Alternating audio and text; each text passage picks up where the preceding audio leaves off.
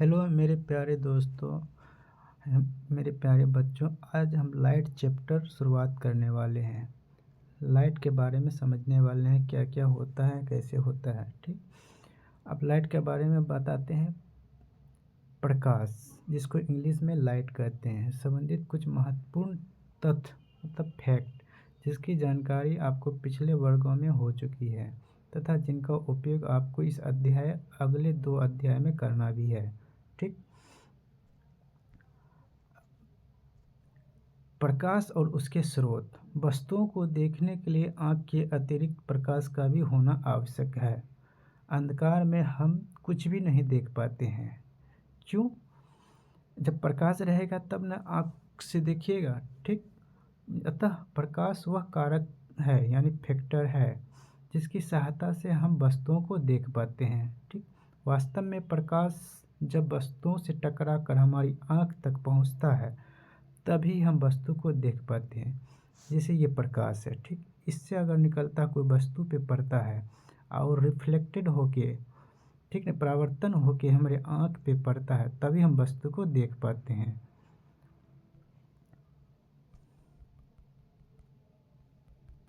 जिस वस्तु से प्रकाश निकलता है उसे प्रकाश स्रोत कहते हैं। जिस वस्तु से प्रकाश निकलता है उसे लाइट सोर्स कहते हैं। हिंदी में उसको प्रकाश स्रोत कहते हैं। ठीक। कुछ प्रकाश स्रोत प्राकृतिक होते हैं। कुछ प्रकाश स्रोत प्राकृतिक मतलब नेचुरल होते हैं, भगवान के द्वारा बनाए होते हैं, गॉड के द्वारा बनाए होते हैं। कुछ मानव निर्मित होते हैं, मैन मेड इंग्लिश में कहते हैं, मतलब आर्टिफिशियल होते हैं। सूरज, तारे आदि प्रकाश के प्राकृतिक स्रोत हैं। इनमें से सूरज हम पृथ्वीवासियों के लिए प्रकाश का सबसे बड़ा स्रोत है। बिजली का जलता हुआ बल्ब, ट्यूबलाइट, मोमबत्ती, लैंप, लालटेन, दिया आदि प्रकाश का मानव निर्मित स्रोत है। ये मानव के द्वारा बनाया हुआ सोर्स है। ठीक।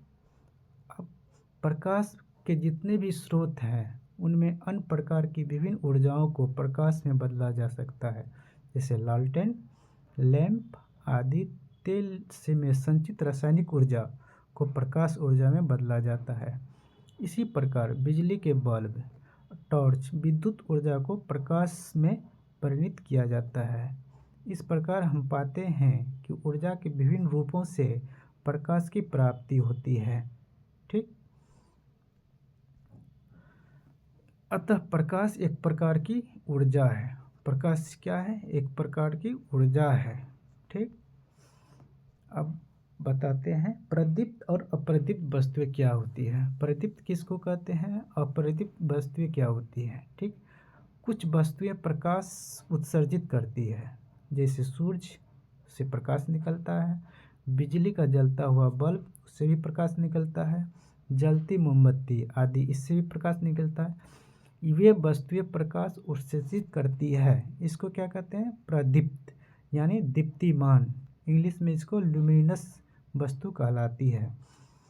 कुछ वस्तुएं प्रकाश उत्सर्जित नहीं करती है। कुछ वस्तु प्रकाश उत्सर्जित नहीं करती है। ठीक ना? जैसे टेबल से प्रकाश निकलता है? नहीं निकलता है। कुर्सी, पुस्तक, पौधे आदि वे वस्तुएं स्वयं कोई प्रकाश उत्सर्जित नहीं करती है, इसको अप्रदीप्त कहते हैं। इंग्लिश में नॉन ल्यूमिनस वस्तु कहलाता है। ठीक। अब हम समझाते हैं, जब किसी प्रदीप्त वस्तु से निकला प्रकाश, मतलब प्रदीप्त जिससे प्रकाश उत्सर्जित होती है, ठीक है, अप्रदीप्त वस्तु जिससे प्रकाश नहीं निकलती है, वस्तु से टकराकर हमारे आँखों तक पहुँचता है, तभी हम उस अप्रदीप्त वस्तु को देख पाते हैं। उदाहरण के लिए चंद्रमा अपना प्रकाश नहीं होता, चंद्रमा का अपना प्रकाश नहीं होता है, इसीलिए यह चंद्रमा क्या है? अप्रदीप्त है। जब सूर्य से प्रकाश चंद्रमा पर पड़ता है और उस प्रकाश का कुछ भाग परावर्तित होकर हम तक पहुंचता है, तभी हम चंद्रमा को देख पाते हैं। ठीक। चांदनी रात, चांद चंद्रमा से आता प्रकाश वास्तव में सूर्य का परावर्तित प्रकाश होता है। ठीक, अब समझाते हैं। प्रकाश जैसे सूर्य से आता हुआ प्रकाश जब सूक्ष्म कणों जैसे वायु के अणुओं धूल कणों पर पड़ता है तो वे उन पर पड़ने वाले प्रकाश की कुछ ऊर्जा को अवशोषित कर लेता है, मतलब एब्जॉर्ब कर लेता है, फिर उसे चारों ओर विकिरित करते हैं। तो उसको क्या कहते हैं? प्रकीर्णन, स्कैटरिंग कहा जाता है। ठीक, इसी प्रकीर्णन स्कैटरिंग प्रकाश के कारण हम दिन में उसी वस्तुओं को देख पाते हैं जिस पर प्रकाश सीधे पड़ता है। ठीक, अब देखो प्रकाश की किरणें क्या होती है? किसी प्रदीप्त पदार्थ जैसे मोमबत्ती की लो या बिजली के जलते बल्ब से प्रकाश का रेखा सभी दिशाओं में जाता है। ठीक ना, जैसे ये है मोमबत्ती, मान लीजिए इससे प्रकाश निकलता है सारे दिशाओं में। ठीक ना, इसको क्या कहते हैं? एक सरल रेखा में गमन करती है। ठीक, एक सरल रेखा में चलने वाले प्रकाश को प्रकाश की किरण कहते हैं। ठीक, सरल रेखा पर तीर का चिन्ह वह दिशा बताता है जिसमें प्रकाश चलता है। प्रकाश की किरणों के समूह को प्रकाश का किरण पुंज यानी बीम कहते हैं। मुख्यतः किरण पुंज जो है 3 प्रकार के होते हैं। कौन कौन होते हैं? प्रकाश के कितने किरण पुंज होते हैं? एक देखो, एक होता है अपसारी किरण पुंज जिसको इंग्लिश में डाइवर्जिंग बीम कहते हैं। एक समांतर किरण पुंज होता है, इंग्लिश में पैरेलल बीम कहते हैं। और एक अभिसारी किरण पुंज होता है जिसको कन्वर्जिंग बीम कहते हैं। ठीक, अब एक एक करके हम समझाते हैं। ठीक, अपसारी किरण पुंज क्या होता है? इस प्रकार के किरण पुंज में प्रकाश की किरणें एक बिंदु स्रोत से निकलकर फैलती है। जैसे ये बिंदु है, इससे प्रकाश बाहर ऐसे फैलती है, फैलता हुआ प्रतीत होता है, फैला देता प्रकाश को। इसको क्या कहते हैं? अपसारी किरण पुंज कहते हैं, जैसे फिगर में दिया होगा। दूसरा है समांतर किरण पुंज। यह है समांतर किरण पुंज। ऐसे किरण पुंज में प्रकाश की किरणें एक दूसरे के समांतर होती है। बहुत अधिक दूरी पर स्थित प्रकाश स्रोत जैसे सूर्य से आते हुए किरण पुंज को समांतर किरण पुंज कहा जाता है। जैसे इसमें फिगर आउट किया है, देख लीजिए फिगर के बारे में। अपसारी किरण पुंज, एक बिंदु से प्रकाश निकल रहा है, ऐसे करके निकल रहा है, एक बिंदु से निकल रहा है, फैलता हुआ नजर आ रहा है एक बिंदु से। इसको क्या कहते हैं? अपसारी किरण पुंज कहते हैं। ठीक, और समांतर किरण पुंज एक जैसे लाइन में ऐसे समांतर, एक के ऊपर एक के ऊपर, इसको क्या कहते हैं? समांतर किरण पुंज कहते हैं। और अभिसारी किरण पुंज किसको कहते हैं?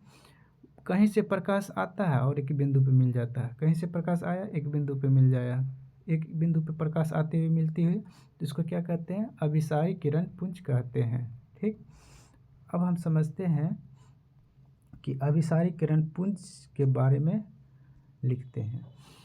इस प्रकार की किरण पुंज में प्रकाश की किरणें एक बिंदु पर आकर मिलती है। ठीक, और मिलती हुई प्रतीत होती है, अतः ऐसे किरण पुंज की किरणों बीच की दूरी घटती है। ठीक है, जैसे एक किरण पुंज ऐसे आया, ऐसे आया, ऐसे आया, ऐसे आया, इसका जो है बीच की दूरी ये दूरी घटती जाती है। ठीक, इसको क्या कहते हैं? अभिसारी किरण पुंज कहते हैं। अब हम समझते हैं पारदर्शी, पारभासी और अपारभासी किसको क्या कहते हैं?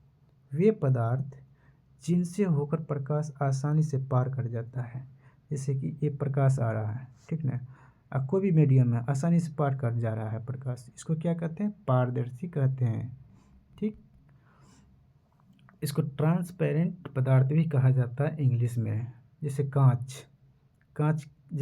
कोई कांच है, कांच के अंदर से पास हो जा रहा प्रकाश, इसको क्या कहते हैं? पारदर्शी पदार्थ। पानी में भी प्रकाश पार कर जाता है, हवा आदि, ये सब क्या है? पारदर्शी पदार्थ है। वे पदार्थ जो उन पर पड़ने वाले प्रकाश के एक छोटे से भाग को भी अपने से होकर गुजर जाते हैं, उसको क्या कहते हैं? पारदर्शी। पारभासी किसको कहते हैं? अब बताते हैं पारभासी के बारे में। घिसा हुआ कांच, तेल लगा हुआ कांच, बैलून का रबर, आँख की पलक, ड्रेसिंग पेपर, बटर, चर्म, रक्त आदि, घना धुआं, हल्के बादल, कुहासा इत्यादि। ये क्या है? पारभासी पदार्थ है। वे पदार्थ जो प्रकाश को अपने में से होकर नहीं जाने देते उसको अपारदर्शी कहते हैं। अब अपारभासी किसको कहते हैं? अपारदर्शी किसको कहते हैं? देखिए, अपारदर्शी इसको कहते हैं वे पदार्थ जो प्रकाश को अपने में से होकर नहीं जाने देते हैं। जैसे ये है कोई मीडियम, ये इससे प्रकाश गुजरता नहीं है, पास नहीं हो पाता, मुड़ जाता है, इसे मुड़ जाता है, इसको अपारदर्शी कहते हैं। प्रकाश पार नहीं हो पाता है, ठीक ना। इसको इंग्लिश में कहते हैं ओपाक्यू कहते हैं।